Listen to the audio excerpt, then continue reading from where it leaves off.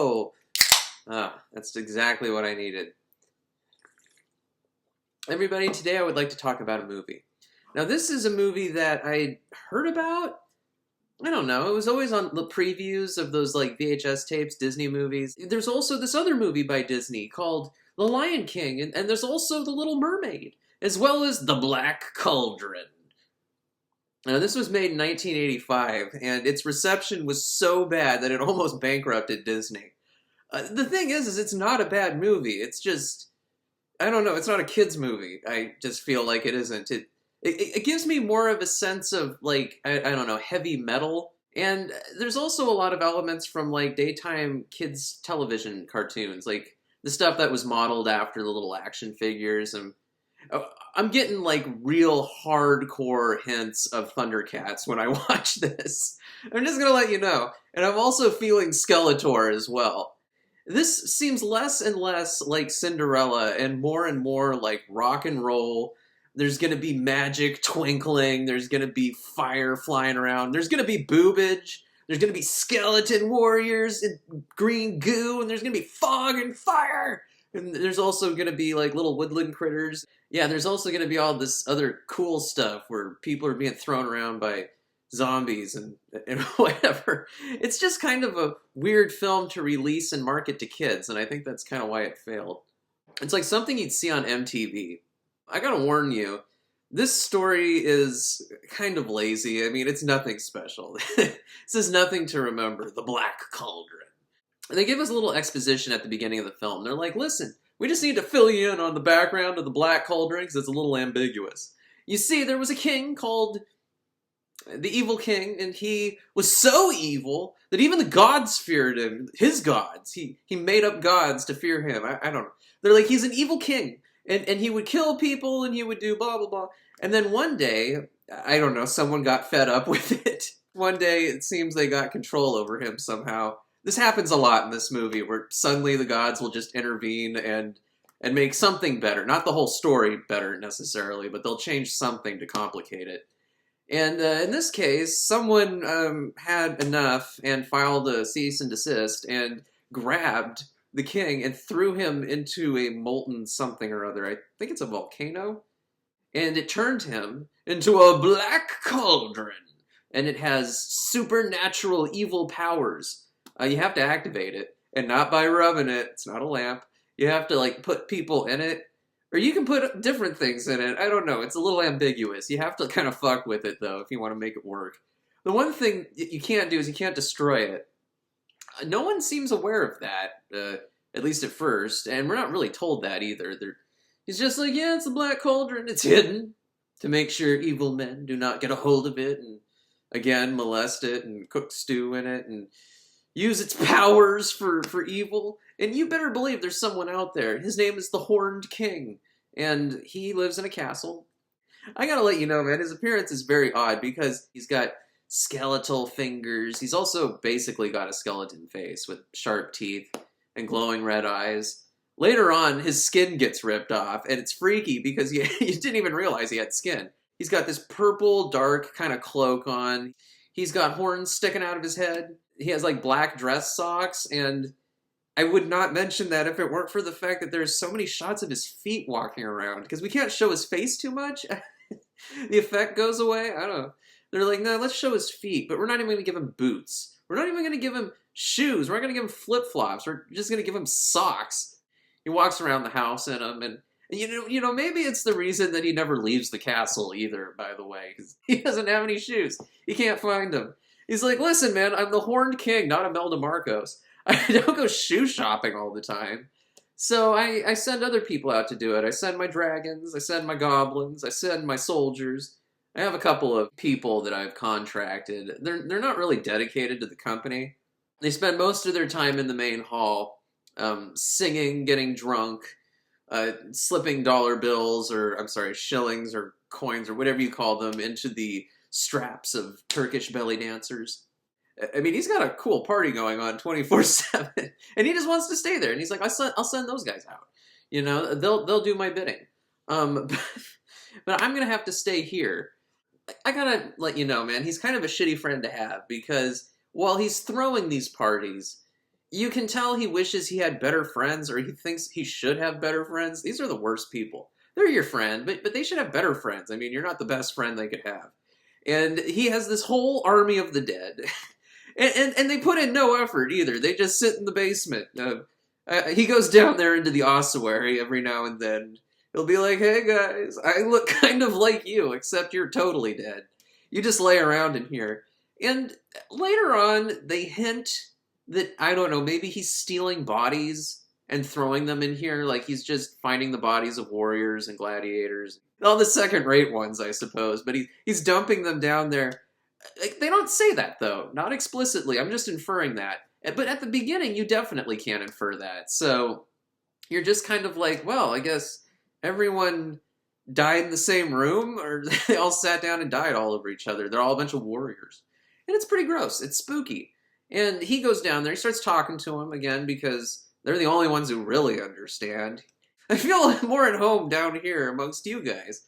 And he's talking to him, he's like, I will be a god amongst men, not just the king of the castle. Essentially, he wants the cauldron. I'll tell you what he wants this for. He wants the cauldron because he's going to use it to reanimate these bodies, and then he's going to have an army of the living dead. Okay, so we've been talking a lot about the Horned King. He's really spooky. He's something way more for the movie heavy metal than he is for any kind of Disney movie. Let's go visit the main character, Taran. Now, Taran is a assistant pig keeper. He's not a pig keeper, he's an assistant. The pig keeper himself, I suppose, would be Dalbin. He's an older man, and this young boy is living with him, and they're taking care of a pig. Is that the excuse? It's an idyllic little cottage past the Seven Jeweled Hills, past the Seventh Fall, and there is this boy, Taran, the fairest of them all. I gotta let you know, man, in this room with Dalbin, he's at his desk, and he's just, the Horned King! He's on the move! He's rampant! If he were to find out where the pig was, then he would take over the whole world! He's talking to the walls. I have to emphasize, there's no one there. He's just kind of shouting into the air, and there's no evidence, by the way, to back up the idea that the Horned King is doing whatever at this point, so yeah, Grandpa's just angry. He's like, argh! It's kind of hard living here with him. I mean, it makes me weepy. But at least I'm, an apprentice to a pig keeper. I'm learning how to wrangle hogs or something, tend swine. He's like, I really want to be a warrior. I want to go murder. I want to be a knight errant. Well, you're not. You're a knight farmhand. And that means you're going to go outside and feed the slop to the pig. There's a pig out there called Headwind. And so he goes out and he feeds the pig the slop. And then the pig starts freaking out and running around, and so he brings the pig inside, and he's like, there's something wrong with the pig, I don't know what. Okay, this is like that scene in Logan's Run. So there's a weird-ass process we're going to go through here. It's some sort of magic voodoo. I can't explain it to you. Essentially, they put a bowl of water down on the floor, but I think it can be a bowl of anything. He's like, bring the pig over. I'm about to show you something, boy, that you're going to have to keep between you and me. I mean, he's like, you can't tell anyone our secret, all right? Nobody! So anyway, they set up the bowl, they pour some vodka in there, and he's like, now, Headwind, drink from the bowl. And the pig goes down to the bowl, and he starts stirring it with a stick, and he's like, I gotta really kind of, get the spirits excited, or I gotta open the doorway, and the pig's looking, and then its eyes start flashing, and its head falls into the water, and we start seeing visions. I don't know what that's supposed to be. Yeah, I try not to use this unless I have to. And he's looking through, and I gotta say, we don't learn a lot. It's just a validation of the crazy, kooky stuff he was shouting into the air earlier. Oh, look, it's the Horned King! He's searching for the Black Cauldron! Oh, but by the way, hold on, just so you know, this portal or whatever is two-way. This is not a one-way mirror. If you're looking down at someone, they can look right up back at you. That turns out to be a problem. He's like, shit, turn it off! And he pulls the pig out. He's like, God, I don't think we were on the line long enough to get a trace. But I think now the Horned King knows that we have a pig that can see things, or I don't know. This pig can locate stuff, I guess. Why that is, I don't know. But that's why the old dude is taking care of it. It's a magic pig. And you need to go take this pig out into the woods. You need to go hide in the woods.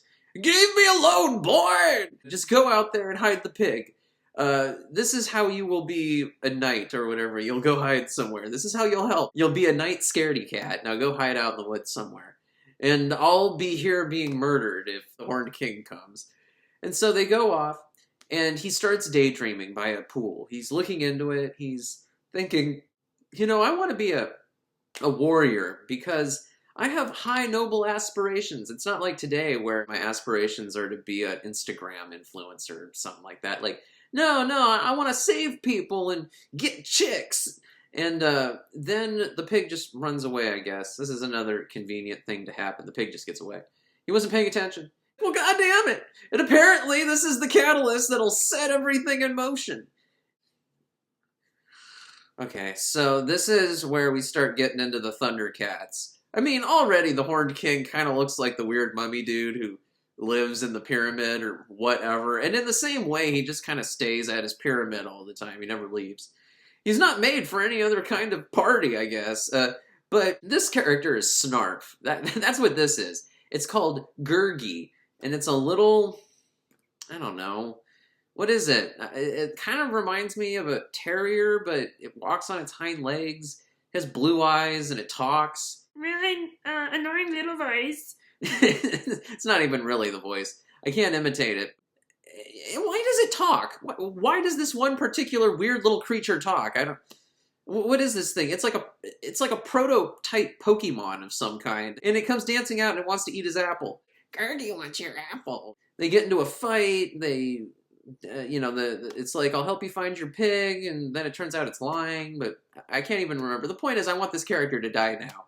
Can we please get the Horned King in here to kill this thing? Because I have the sneaking, horrifying suspicion that it's going to become like his best friend or his sidekick. And luckily, not right away. It runs away for a little bit, so that's cool. We get rid of that. Okay, it's not going to accompany him wherever he's going, because, by the way, he just saw the pig get nabbed. Dragons came, remember. Again, the Horned King doesn't leave the castle to do anything, and it's also kind of hard getting those soldiers out of the castle. There's a big drawbridge, and it's a huge hassle to lower it, and people, they start putting it off, and then they start partying, they forget.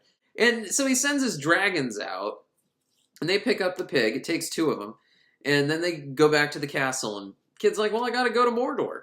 I don't know how the fuck he gets there. This thing is up on a cliff in the middle of a hell lake. He gets over there, and he ends up getting up and getting in, and he looks around, and he comes across this party going on. There's the party I was describing. It's, again, not really what you expected to see. It's people dancing on tables, and people eating food, and people drinking wine, and there's also a little, goblin thing. He's kind of like one of those stress relief balls, because every now and then the Horned King will pick him up and squeeze him. Whenever he's getting really angry, he'll pick him up and squeeze him by the neck, and he'll be like, God damn it, this better not be your fault. Of course he's going to squeeze it. And there's at one point, the thing gets so afraid, it squeezes its own neck, and it asks, are you happy with that? And the Horned King is like, yeah, I am. I just want you to learn your lesson. I'm not a sadist. The kid's looking down. He's like, well, definitely this ain't a sadist party. And then we get the entrance. You know that at some point, the Horned King has got to show up. And he's coming fashionably late, bitch. This has been going on I don't know how long, and now he's going to make an appearance. And there's like fire, and there's red smoke and fog, and there's lasers, and all the stops. And then it clears, and there he is! How's it going? How's it going? He walks up and sits down in his throne, and he's like, continue partying. He just sits there. He's like, I've shown up. Most of the time, when people make an entrance like the one he made, they proceed to, I don't know, curse someone, or threaten a girl and her dog, or claim the Republican nomination for president. I don't know. That's what you do. You don't just go over and sit down in your armchair and be like, I'm here. Continue what you were doing. And by the way, that is about the extent of his magic. I want to throw that out there. Again, he doesn't even know how to fucking tie his shoes. And he doesn't know what the cauldron is. He doesn't know anything. And this is the only thing he knows how to do, is flim-flam and fireworks and confetti. God, you guys, I feel like hanging out with dead people more than hanging out with you. It's brutal. I get the sense he doesn't like being at his own parties. It's kind of sad. And they bring in the pig because it's their prisoner, and he tells the pig to stick its head in the bowl and do its thing. I'm really counting on you to do this of your own free will because I'm not sure how to force you to do it. And I don't know, I guess at a certain point the little goblin thing gets afraid he's going to get squeezed, and so he takes a hot poker and tries to burn the pig, and the boy falls out of the rafters. Taryn falls onto the floor. Headwind! The king's like, leave them alone. I have a plan. Boy, instruct the pig to look into the bowl, whatever it takes. I don't know what the magic words are. And the kid's like, I only kind of half remember them, but I don't even want to try. Okay, fine. Well, then the pig is no use to me. Cut its head off. They like drag it over to a stump, and there's blood all over the stump and a basket, and they're about to do it, and then the kid's like, okay, no, I'll compel her. Yes. Oh, that is more like it. And he picks up his goblet and just kind of drizzles out between his teeth, because, again, he's like a skull face or something. Yeah, no, I need to drink this. Now, please, show me the cauldron. The pig does it. He sees the cauldron. I guess he finds out it exists. He's been predicating a lot of work on finding this cauldron. He needs it to reanimate these dead people. And again, I think he's been collecting them. I don't know what he's been doing, but he's been making plans. And only now has he just been assured that the cauldron even actually exists. Well, that's good. Everybody, I think you now know I wasn't pulling your leg. You will be rewarded. Where is it, though? Where is it? Show it to me! No! And he steps in the bowl of water, and it flies up into the Horned King's face, and you would think he was the Wicked Witch of the West. Oh!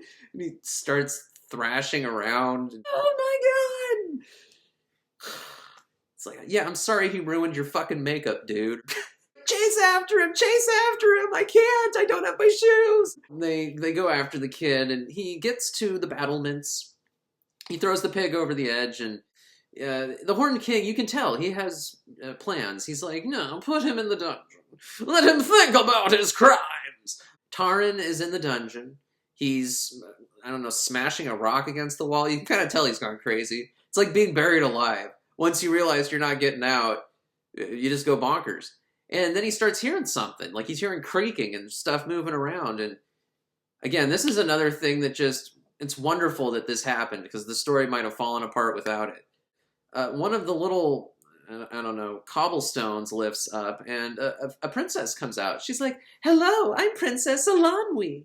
I'm a 15-year-old with a little flying ball of, I don't know what. It's a little flying glowing ball. It's the golden snitch. She's like, it's magic, and I own it. And by the way, it changes colors, too. It's like Alexa. It has a night setting, which is blue, and it has a bright setting, and it also has a disco setting. And she's like, yeah, the guy, the Horned King, he apparently thought that maybe my little glowing ball of magic would help him find the Black Cauldron. I guess he's just kind of, going after people left and right. He kidnapped me, and I guess he's holding me here for I don't know what reason either. Seems like he just captures young children and keeps them in his dungeon. And lets them communicate with each other, I guess, because she's getting around the castle super easy. Yeah, so, anyway, you can come with me if you want. I'm doing pretty well by myself. So as they're looking around, they end up falling into a crypt. And it's funny because Princess Alanwi just tells us what she thinks it might be, and we're like, okay, cool. Like, she would know. Maybe this is the room of the original king that built the castle. I guess the Horned King didn't do it. Maybe some other king did it. And he was a good king, or a powerful king, or who cares? Wow, he must have been a great warrior. Look at his cobweb-draped coffin. And he goes over and, okay, there's this sword on the coffin, and I gotta tell you right now, man, this sword is fucking awesome. It's like Excalibur. He picks it up, and it starts twinkling all different colors. It's like electrical. This is, again, where it gets a little MTV music video. The sword of the gods! It would only be better if he had pulled it off the coffin and out of the stone hands of a woman with big-ass breasts. And he takes the sword. He's like, well, I'm a warrior now. And it's pretty obvious that this is a magic sword. I mean, most swords don't react this way. I don't know how swords act. The point is, this is an unusual one. So we're walking through the halls. Something weird kind of happens here. They look through I think a window or something, or around a corner, and they see the little goblin guy, and he's having these large bags getting loaded into a room somewhere, and he's like, "Get it in there, get it in there! The master will be so pleased." Then a hand falls out, and it's got a knight's armor on it. Like, is he collect? This is where I'm beginning to think, okay, maybe he's collecting dead bodies. They never explicitly tell us what this is. We never even look into it. But maybe that's the impression we're supposed to get. I don't know. They end up finding this guy, too, named Fluter Flam, and he's a minstrel with a lyre that's always popping strings, and he's, I don't know, I mean, he's always saying kind of wonky one-liners. He's kind of supposed to be kooky. I think, like the Pig Keeper, although the Pig Keeper was some weird-ass sorcerer dude who talks to fairies. Did I mention he talks to fairies? Yeah, he was also talking about fairies. I guess he's the adult in the group, and I think is about to get flayed alive. I'm not 100% sure what's going to happen. So they freed Fluter Flam, but they've been exposed. Everybody except the king is after them now. Everyone's chasing them around the castle, and they get to the gates, and they're, you know, kind of screwed, you might think. I mean, the big, dumb crowd who have surrounded them believe that they're going to be victorious. And then the kid's like, "No way, man, I got the fucking sword of Excalibur!" And he turns around and breaks the chain and jumps out. And they all escape. Now the little goblin guy's got to go explain it to the Horned King. And he goes up there like he's all afraid of this guy, but what is this, man? I mean, he opens the door, and it's like my dad in his casita. He's sitting there next to his bed. He's like, he's moaning, looking around. It's dark. "Oh, I was just taking a nap. What's going on?" "Master, I'm sorry, but everybody got away." "Good. Excellent. I want him to get away. I want him to find the pig. Because, again, I'm not capable of doing that. I didn't get my ass out of bed. I just..." This guy is not only bad at his job and doesn't have any power, but he's also lazy. Yeah, the kid will have a better idea of where the pig went. Why? Why would he? The kid will go do it, and then I'll find the kid easily. I don't feel like it right now. Go away. And so the little goblin guy's, "Okay, well, we're going to go back to partying then, I guess." And so they walk along through the forest. Taran, Fluter, and Princess Alanwi. You know, at a certain point, I guess Princess Alanwi and Taran get into a lover's spat. I mean, you can tell they're going to become close. She gets a little upset because he says, you know, "You're a girl, and I think you're PMSing whenever you disagree with me." "Well, you know what? I got imprisoned against my will, but I got you out of your shackles, and how dare you take his side, Fluter?" And she runs off towards the river. She's like, "I gotta go cry next to the stream." I don't know if you've ever noticed this, but in Disney movies, whenever a character has nothing to do, they'll oftentimes go to a stream and just stoop over it and meditate. And he comes over, and he's like, "Apology, please." And she gives it to him. She's like, "I'm sorry, man. I didn't mean to, you know, PMS back there. I was becoming a woman on you." He's like, "We have to find Hedwyn. We have to find the Black Cauldron, too, for some reason. Because we have to destroy it. It's now our responsibility to do that." And a Gurgi thing appears again. "Gurgi's back!" He comes walking in. Gurgi, love you, master. Okay, here's the weird thing. Gurgi used to call him his friend. Suddenly, it's jumped to master. So, yeah, he wasn't helping out in the castle. He wasn't a part of that, but I don't know. Apparently, in the absence of these characters, he's been like, "I think I want this guy to be my master. I think I want him to punish me."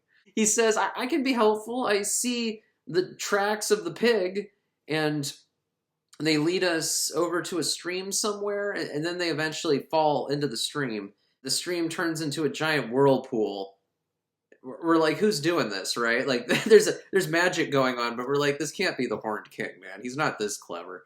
The fact that he could do this and that he would know where to do it, that just doesn't make sense. And so they fall through, and it turns out it's fair folk. Fair folk! They're fairies. These are the people that the old guy talks to. Dalbin wasn't kidding. Apparently there's fairies hiding in the river.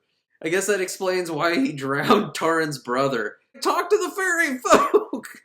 This time it worked. They fell through the water, and the fairies, oh my god, this is the worst. This is the worst Deus Ex Machina in the whole movie, because it just undermines everything. They're like, "Where's the pig?" And the fairies go, "Whoa, well, you know, we sent the pig back to your house. We know where it came from. The pig's fine." And are you also by chance looking for the cauldron, the dark cauldron, or the black cauldron, whatever the fuck? We don't care. We know where it is. They just know, or they know who to ask. They're like, go to Morva. It's in Morva. There's like some people there. You can talk to them. They'll know where it is. And so they're like, okay, let's go defeat the Black Cauldron, I suppose. We'll destroy it. And the fairies lift them up into the sky like little fireflies, and they take them out to the spooky swamplands of Morva. And here we meet 3 women. Old hags, beldams. They're blue, and they have kind of like exaggerated makeup and kind of witchy-looking hair. They never say who these people are. They never identify themselves. They're never asked who they are. They don't offer up a lot of information, quite frankly. They're just some 3 old women that live in this gross house in the swamp. And they go in, our little troop, and they end up scaring out a bunch of frogs. And this is what these witches eat. And they're pissed. They lost all their frogs. It's like, these guys are really powerful, by the way, so I don't know why this is of any concern to them, but they're like, God damn it, we will turn you into frogs! They start flying around, and one of them gets really attracted to Fluter, and again, this is where we get a little bit heavy metal on you. She's like sticking his face between her tits, and she's getting like frogs stuck in her tits. She's doing like shit with her tits. I don't know how else to put it. Oh God, it's been so long since I felt a man between my boobs. And the other witches, you can tell that they're kind of older and bookish. They're not into that. Enough, enough. We are not going to participate in this. We want the Black Cauldron. One of the witches is like, no. I keep calling them witches. I don't know what they are. No. He can't have the Black Cauldron. Leave it to me, sisters. I know what to do. And she goes over to a closet. I don't know what this is. She opens the door and she's like, would you boys be interested in maybe a frying pan, a skillet, or a smaller cauldron? And all of her cookware starts flying out of the cupboard and kind of flying around him. And she's like, what would interest you? My cookware is scary. And the kid's like, I've had enough of this. I am holding up the magic sword. And the witches love this. Whew. Give us the sword, boy. Give it to us. They end up making a trade because the witches love making bargains. They're like, yeah, you can have the Black Cauldron for the sword. Again, the sword just came out of nowhere. It came drifting into your life. It can drift back out just as easily as far as I care. So he's like, yeah, I found this today. I guess I'm giving it back today. And so he makes the trade. He gives the sword to them. And don't worry.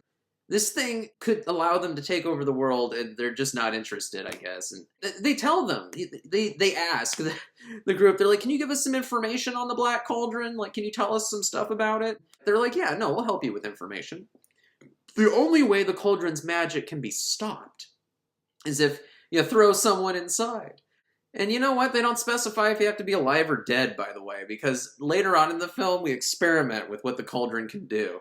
If you want to turn the cauldron on, you got to throw something in there, and if you want to turn it off, you got to throw something in again. It's kind of weird. It's kind of like a toaster. They are sitting there with the cauldron. The witches have left in the form of cackling clouds, and they're having a fire. They're roasting weenies. I don't know what to do with this cauldron. I was thinking of boiling some chili in it tonight. And then out of nowhere, I guess the Horned King gets tired of it. He's like, dragons, go and grab them. Army of the disorderly, go and grab them. And bring them back to the castle. And so they come back to the castle. They get chained up. The cauldron gets placed into the ossuary. It honestly looks like the Pit and the Pendulum sort of thing. It's like an elevated platform with a bunch of dead bodies in the pit around it. And they're hanging up there. They're like, I don't think anything good's going to happen. And then the Horned King comes down and, get away from my cauldron.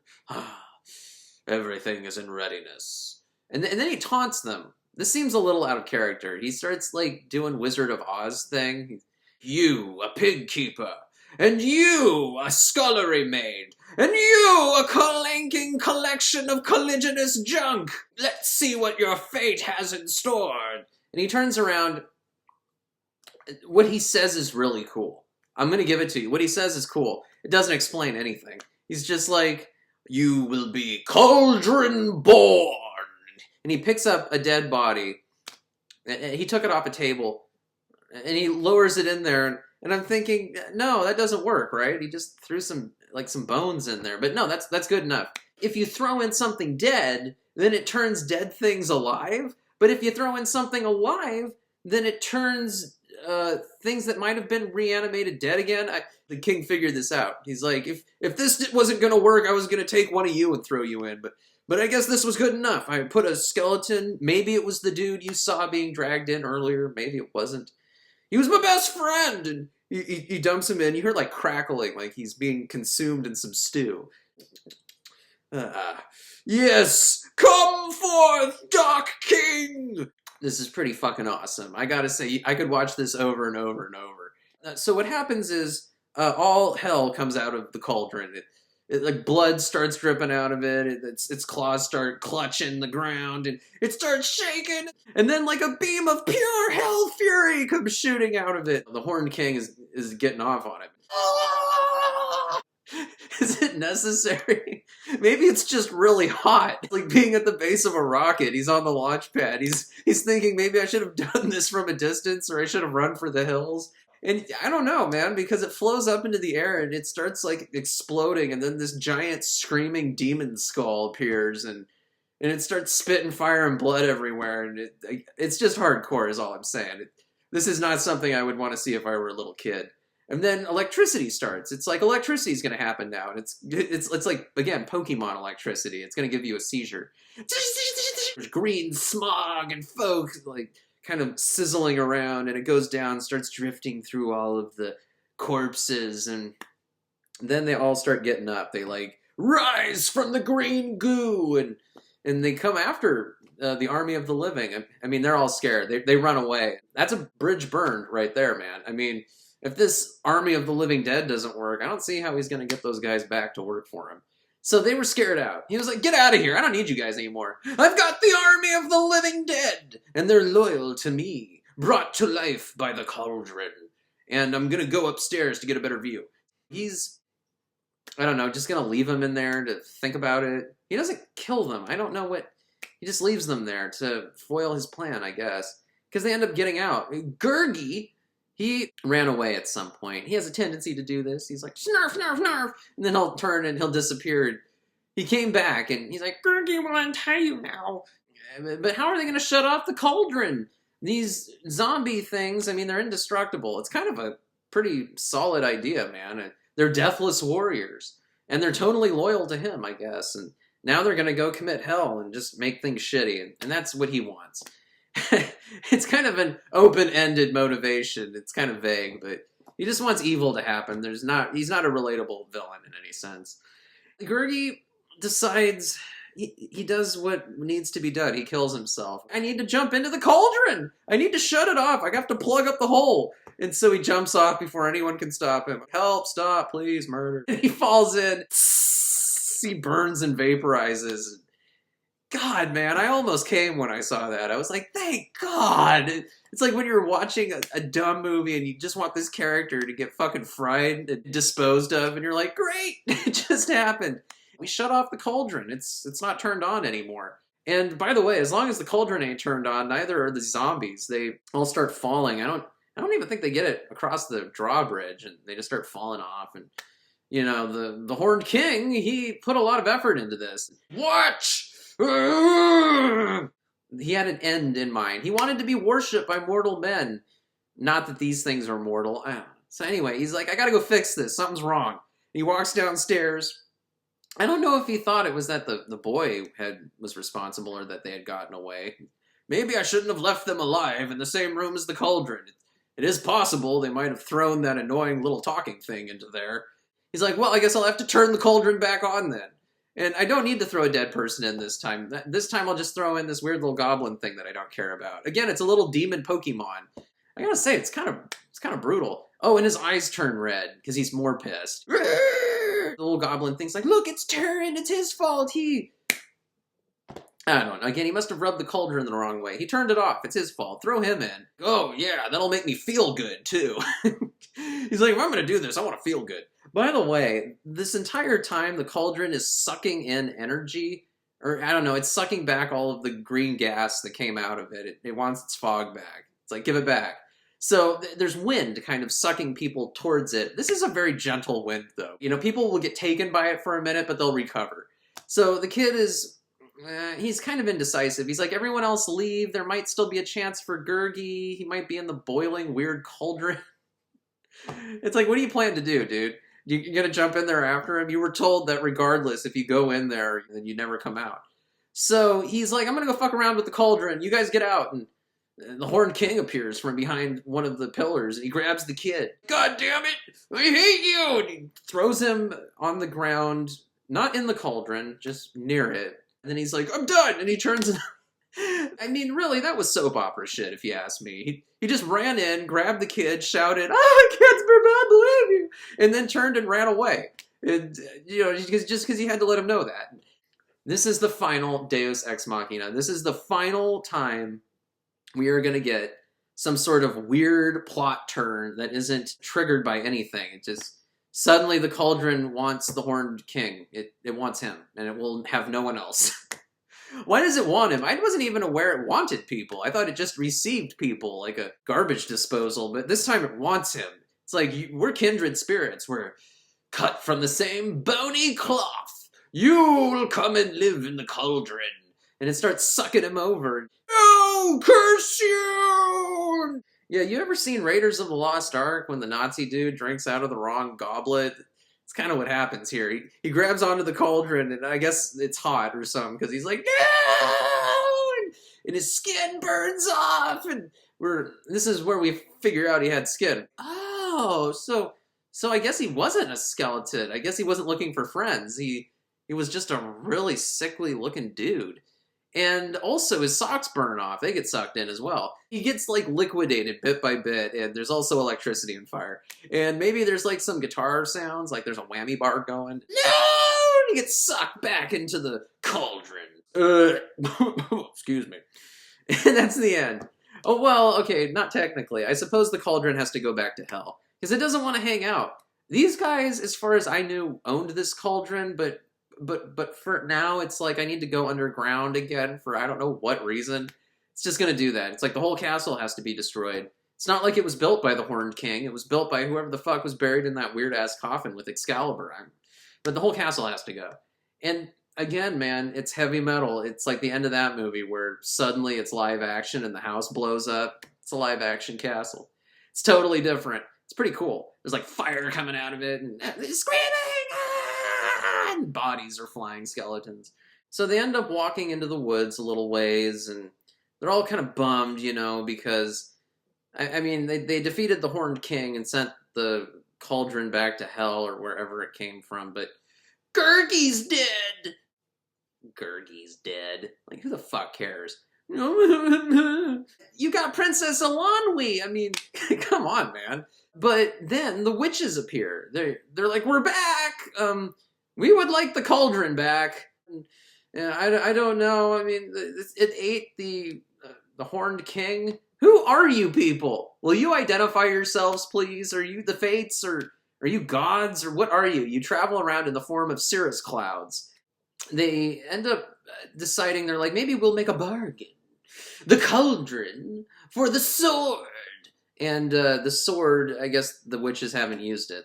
They're like, here it is! And they present it to him, and Taran's like, you know what? I've had a moment of realization, as angsty as I am. Princess Alanwi's charms have convinced me that I am not an knight errant. I'm a lover boy. And I refuse the sword. Instead, I'll trade you something else. Gurgi! Oh, I don't know if I want to make that bargain. We're not bad witches, I mean, necessarily. They think about it, and they're like, no, we can't do it, it's not possible. And then the minstrel dude, flute or whatever, flute or flom, he's like, I guess you ladies aren't as powerful as you claim. Even though they haven't claimed to be anything. And so they get pissed, and they bring back the little, whatever the fuck it's supposed to be. Again, it reminds me of Snarf. They bring it back, and Snarf, Snarf, Snarf. And I mean, at first everyone cries because it's laying there. It takes a little while for the life to return to it. It kind of has to warm up a bit, and they shake it away. Gurgi's back! Yeah, Gurgi! That's so wonderful. He was brought back through anger and a weird supernatural act. Gurgi's like, yeah, Gurgi is crazy now. Gurgi spent 99 years in hell. I think everything's gonna be pretty okay from now on, considering he got rid of the Horn King. And let's go back to, I don't know, my house, or I'm gonna go home. So they all just part, and that's it. The Black Cauldron. It was a pretty good movie. I mean, honestly, I can't say it was boring. It kept me engaged. I just can see why you might rate it PG. And I think there should have been swearing, and I think there should have been a heavy metal soundtrack. And if there had been straight up boobage, this movie would have been perfect. But we didn't take it that far. The Black Cauldron, everybody. Check it out. Don't let it get away from you. This is, again, one of those Disney movies that got flack, but I think it's worth something. Worth a watch, at least.